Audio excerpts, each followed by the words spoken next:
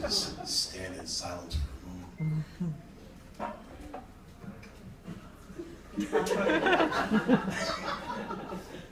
No, actually, I'm super excited to be here. It's my first show here in Seattle. I am a Los Angeles comedian, but I lived here in the dark and dreary Pacific Northwest for 10 years.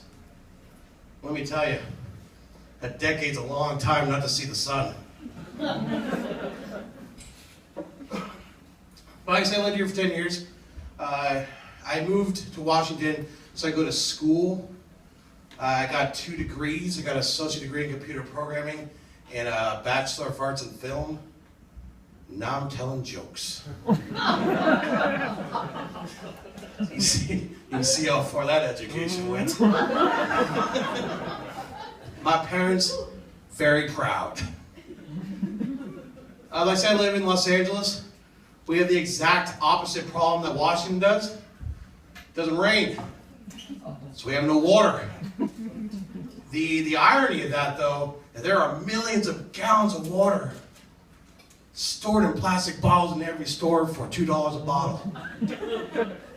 Tell me there's a fucking drought. Too much damn water for a damn drought. But I figure, we're gonna loot all the stores. That's what we do in LA. We burn our own buildings. We're gonna go steal our own water. As soon as the science officially tell us that state is bone-ass dry, which sadly reminds me of my ex-girlfriend's vagina.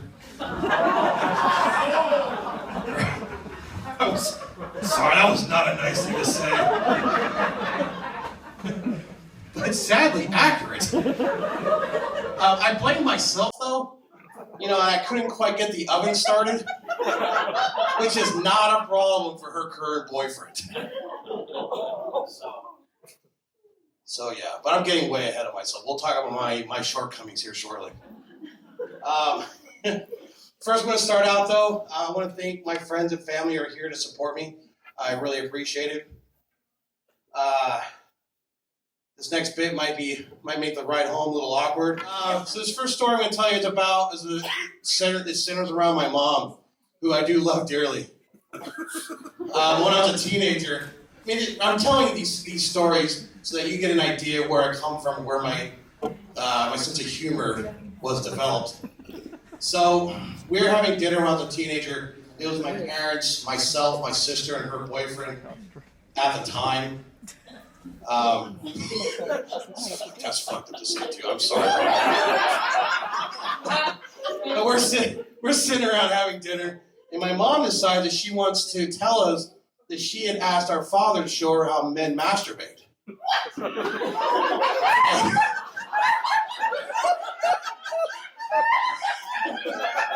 In the context of a man and a wife, like a husband and wife, a man and woman, having that conversation, not that weird, right? It's pretty normal. But when it comes to my parents having a step-by-step conversation about male masturbation technique, like it was an IKEA furniture schematic, it fucking bothers me. And my mom, when I talk about this stuff, she's like, well, you know where you came from. It's like, I do. One night, Dad didn't quite pull out fast enough.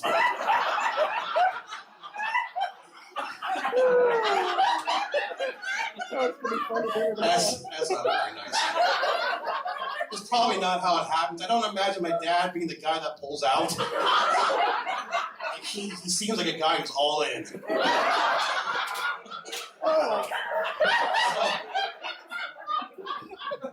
So, of course, we asked my dad, did you show her?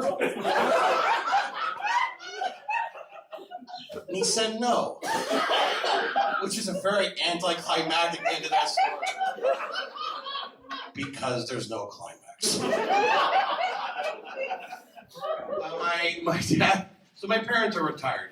They get to travel around, visit family and friends, which is very cool. But he told me about this nefarious plan where he goes and visits family and friends, and he wants to leave dick stains on their sheets. Which I think is fucking hilarious. That's a true story. It always makes me laugh. Because I kind of envision that he's doing it like signing a guest book. He's like, had a great time. Sincerely, Brad. Period.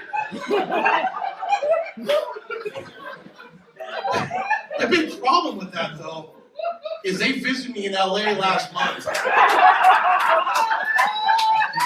And I let them stay in my room. I was right. That's exactly what fucking happened. I was so concerned about my dad signing the guest sheets that I pulled those off and burned those fuckers. It was time for a trip to Macy's.